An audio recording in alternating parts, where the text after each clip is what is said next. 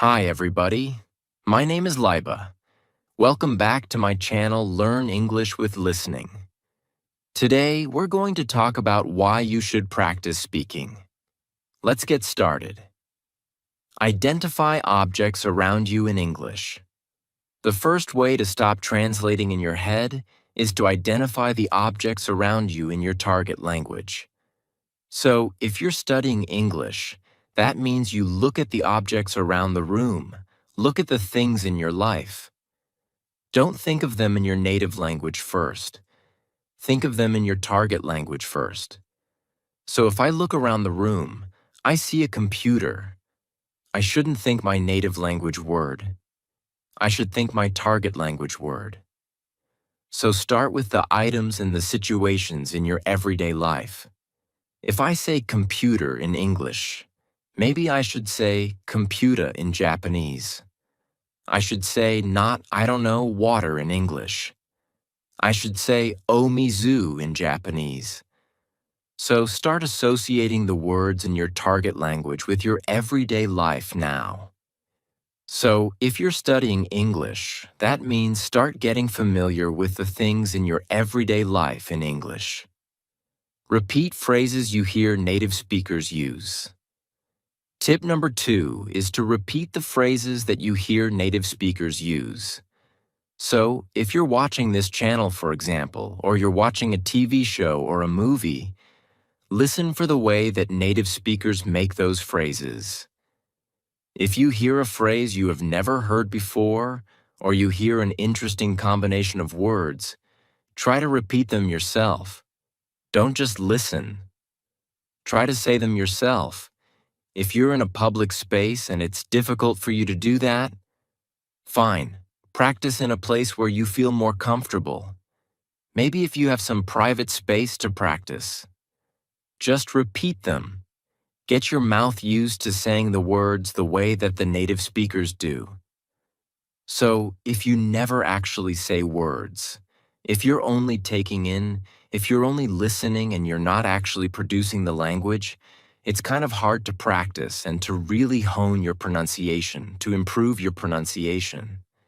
So, when you listen to native speakers, try to repeat after them. So, for example, if you're studying English, you can try to repeat after this video. You can repeat after the things I'm saying because maybe I'm using an expression or I'm using a series of vocabulary words together, the way a native speaker would. And it's maybe a good idea to try to practice the ways that native speakers put their words together. So try to repeat after native speakers, especially when you're looking at media, and you can do this when you're reading books too. You can try to read out loud interesting lines of books that you find, or something that maybe is difficult for you. Very nice practice tip. Make a situation where you can't escape into your native language. Make a situation where you can't escape into your native language essentially means immerse yourself. Of course, going to that country or going to a place where you can speak only that language is very difficult for some of you. Totally understand. But if in your life you can create a situation in your library, in your room, in your house somewhere for just an hour or, maybe a day. I don't know what your schedule is like. But if you can create a situation or create an environment where you have no choice but to use that language and you cannot escape, meaning you cannot go back to using your native language as a crutch. You can't use the native language at all. It forces you to use the language that you're studying. So, of course, if you are lucky enough to live in the country or to live in a place where people speak the language you're studying, great. But you have to go out and interact with people. You have to put yourself in a place where you have no choice but to speak. It's very hard and it's very scary and it's very embarrassing at first.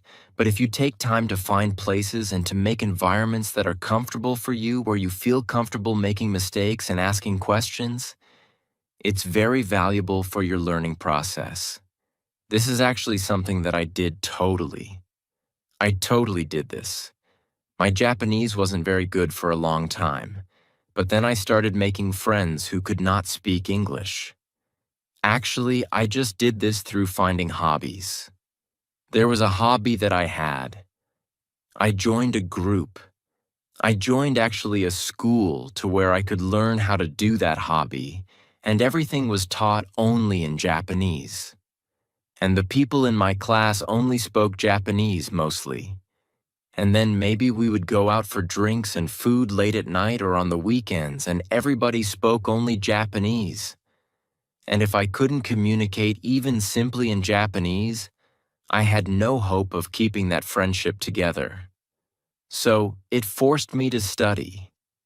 It forced me to think about the words they were using and to try to learn those words, those patterns, as well as how to produce them naturally myself.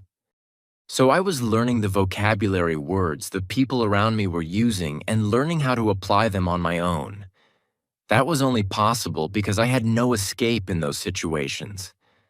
So try to do that, even if you can do it yourself in your house. It's super helpful, I think. Watch TV and movies in your target language without subtitles. Tip number 4 is to watch TV and movies in your target language without subtitles. So I think that watching with subtitles can be very beneficial. So if I'm watching something, or if you want to watch something with subtitles on, great. But I sometimes find that in my case, I think too much about reading the subtitles, and I forget to listen. So maybe if you've seen a movie in your target language a few times with the subtitles on, try turning the subtitles off and think about the character's body language, the words they're using. You can always look that up later. Look up the words you don't know in a dictionary. But try to do it where you're focusing completely on the way that people are using their words. Try not to use the subtitle. So kind of play around with it a little bit. If there's a word that's difficult for you to hear, you can actually turn on the subtitles in the native language of the movie as well. That's something that I've done, like if I wanted to study Japanese. It's very useful when the actual words spoken in Japanese appear on the screen.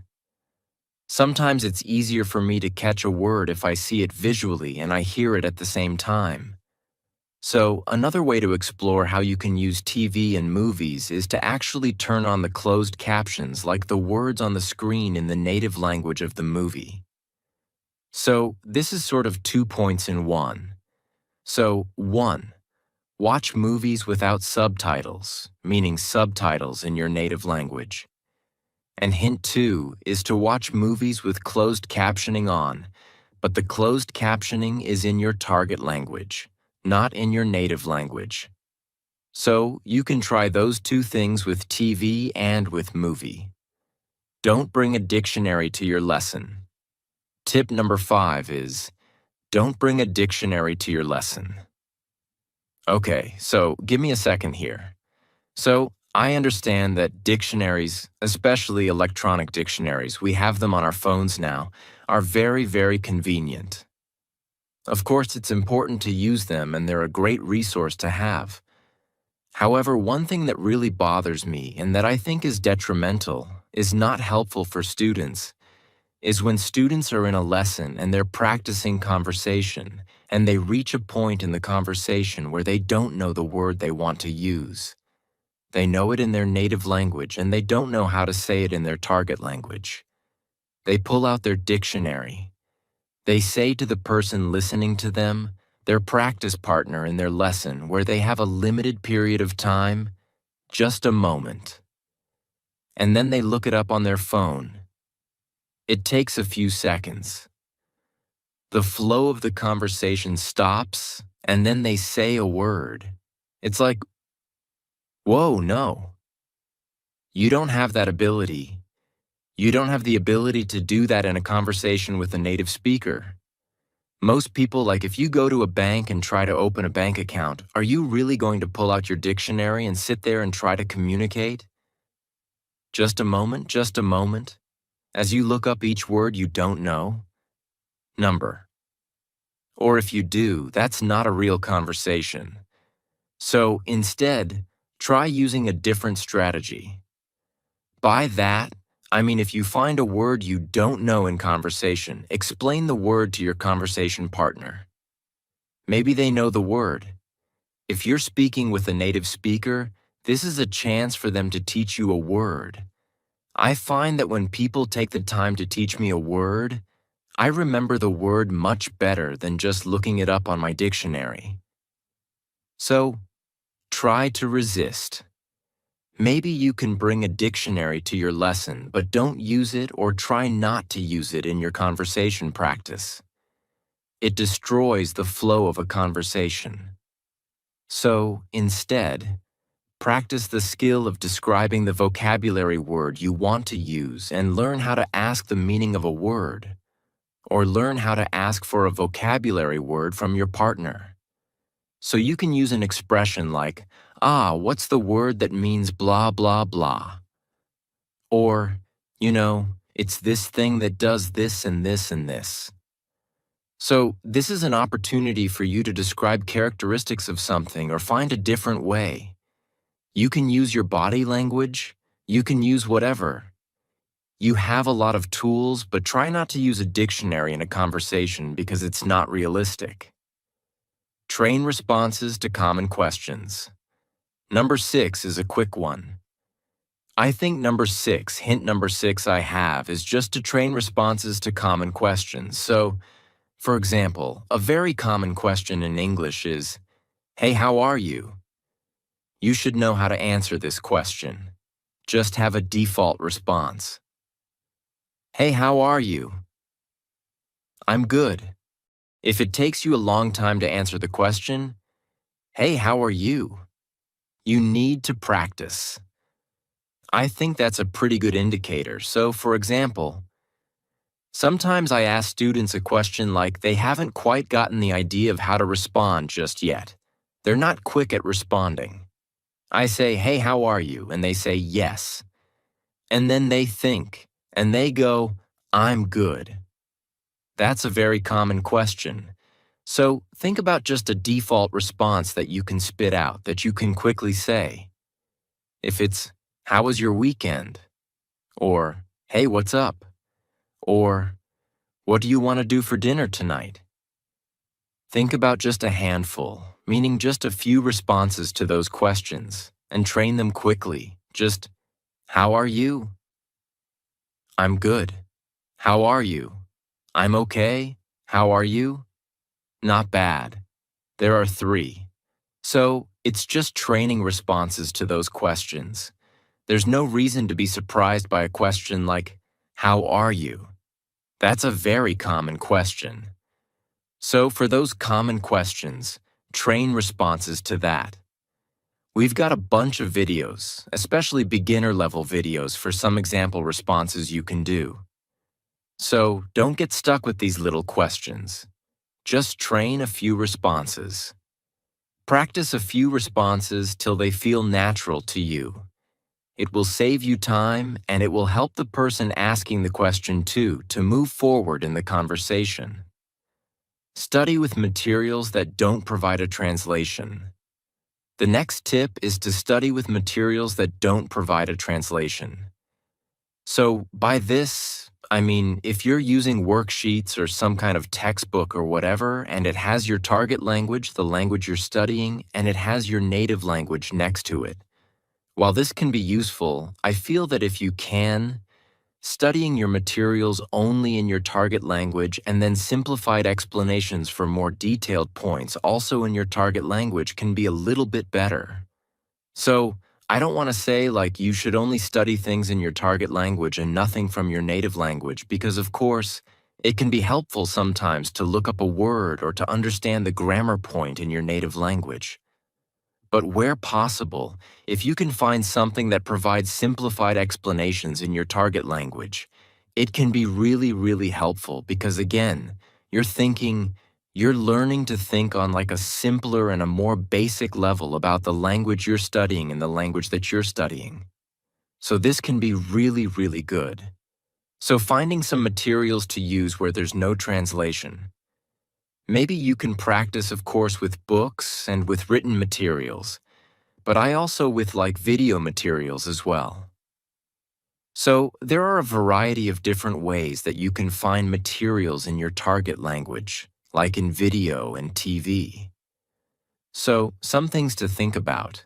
There are the level of vocabulary words people are using in the media content you're watching, who the media content is intended for, children, young adults, adults, the speed at which the speaker is talking.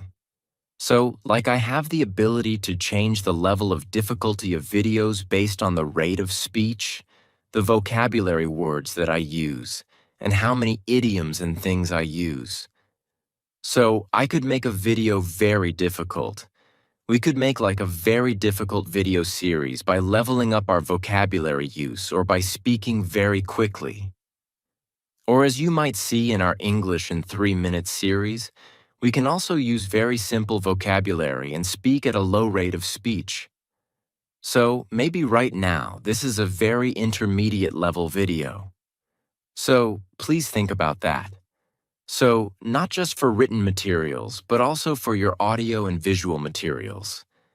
Think about who your audience is, the level of the material, and so on.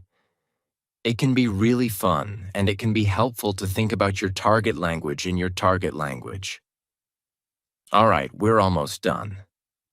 Study phrases in addition to single vocabulary. The next tip is study phrases in addition to single vocabulary words.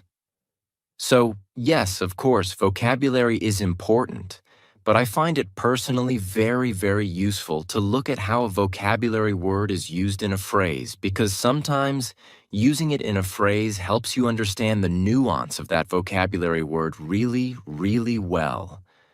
Like a word like crazy, for example, in English. Depending on the situation where the word crazy is used, it could mean something different. It could mean like a person who is mentally confused or mixed up. It could also mean something really good. It could mean something really bad. So, if we look only at the word crazy, it's quite difficult to understand really the meaning of the word. But if you look at the way the word is used in a phrase, you can get a lot more information. So, take a look at the way people use words in phrases, not just a single vocabulary word. You can learn a lot more that way, I think. Do your daily activities in English where possible. The next tip is to do your daily activities in your target language. So if you're studying English, that means try to do some daily activities in English if possible. So this could be very, very boring stuff, but just think about it when you're doing the activity.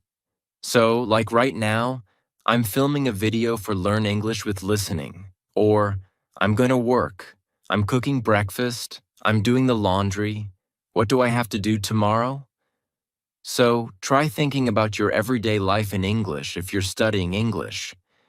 Try thinking about your everyday activities, the people that you meet, what are you doing? So, this is a way to help you practice your verb.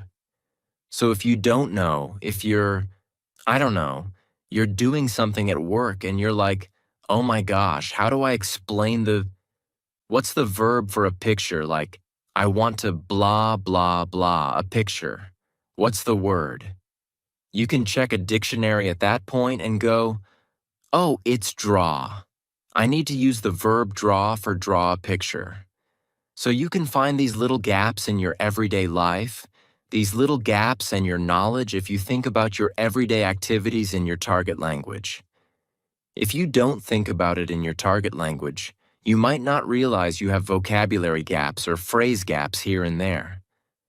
So, this is a really good and kind of funny, actually, way to study.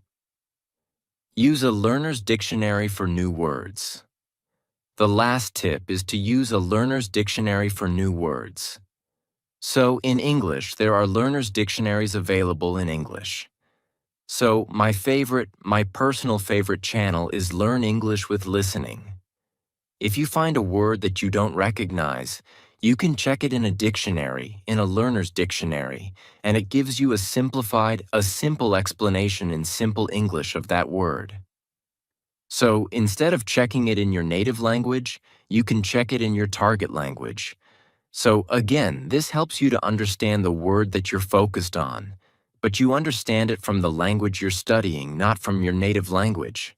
So using a learner's dictionary can be really useful as well. All right, so those are 10 tips to help you stop translating in your head. I know it's very difficult, but it takes time and it takes practice, and I hope that these are a few strategies that can help you as you study any language. Of course, this is an English language channel, an English language learning channel, but I think these tips are pretty good for learning just about any language, really. So, I hope those are useful for you. If you have tried these strategies or if you have any other comments or other tips, please let us know in the comments section below this video. Thanks very much for watching this episode of Learn English with Listening, and I will see you again soon. Bye.